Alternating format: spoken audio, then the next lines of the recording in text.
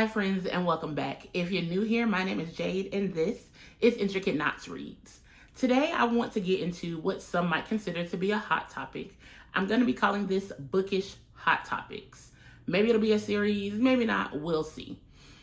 If you are like me and you are a Threads girly, bye-bye Twitter, or X, whatever y'all call it, there has been a lot of discourse around this particular topic in the past week or two, and that is author's word choice. It started with someone writing a thread about authors using smaller words, for the lack of a better word. Now, if they were joking or not, I'm not really sure, but of course that then created discourse about authors' word choices and the things that they say and whether or not they should use smaller words to help people understand and all of those good things. At first, I was like, I had thoughts, but I was like, I won't share those because just for what? But then I decided why not, especially because I am an avid reader, but I am also in education and have been for the past 11 years, and even before that, still worked with children. And so this is actually something that is really near and dear to my heart because, to be honest, y'all, the literary crisis is real. As someone who just came out of ending a school year, sad to say, it is real. I was working in a middle school, and I've worked in middle schools for probably about the last 6 years of my career, and before that I taught elementary school.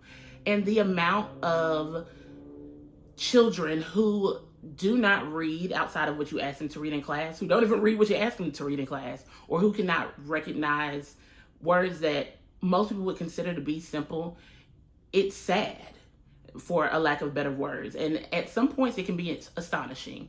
And I say all of that to say that writing is a craft. And if we think about historically, especially as Black people, that was something that our oppressors did not want us to be able to do, to be able to read. And to then ask authors to dim down their craft for you, to me, is a little crazy. Again, because we are in a crisis. People just generally are not able to read on the levels that they have been previously. And I really do think that has a lot to do with today's culture and social media and technology. A lot of people are able to read the way that they text, but the language that we use is not the same. Being able to get immersed into a book and to be exposed to different words, that is how you grow your vocabulary. I will never forget, there was a time, and this was probably about 8 years ago, I was working with a first grade student and I had flashcards. And on those flashcards, there was a picture and they needed to be able to tell me the word for what the picture was. And the particular word that they wanted the child to say was rug. He'd never heard that word before. He gave me all sorts of things. He gave me mat. I think he might have given me carpet. He might have given me cardboard, but he did not know the word rug to be able to tell me that's what it was in the picture. And so, yes, while that seems like it's something small, to me, that just points to the exposure to vocabulary. I know that there is also a lot of conversation about access to certain texts for people. And again, reading is one of the most important ways and one of the biggest ways that you can expand your vocabulary. So to say to authors, you need to use smaller words so that we can understand, that takes away the beauty that comes with writing. The beauty that there are so many different ways to express one feeling, one emotion. There's so many different ways to express happiness through language. And so I really hate that that's been something that's been part of discourse in the bookish world lately. But me, there are always going to be words that you don't know. Even as myself, as an educator, someone with 2 degrees, there are words that I still come across in text that I do not know. And guess what I do? I use my context clues like we were all taught in 3rd and 4th grade. And that is not to be funny, but there are certain words, again, that I just don't know. But if I continue to read, I can make sense of what that word means. And if all else fails, that's what dictionaries are for.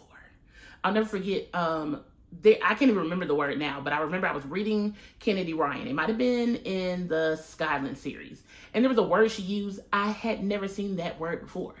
And as someone who I feel like I have a pretty good vocabulary, I was also raised by an English teacher, so, got some stuff in from her as well. But it was a word I had never seen. And I do remember I had to look it up.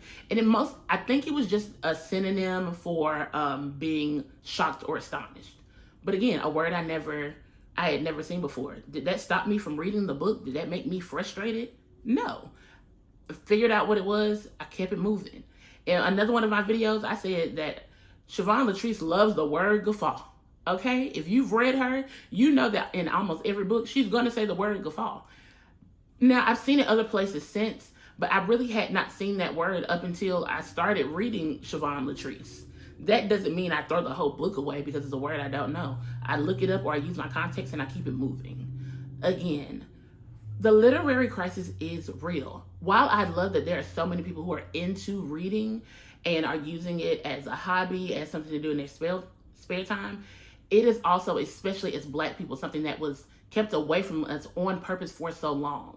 And so I want us to really be serious about our access to things.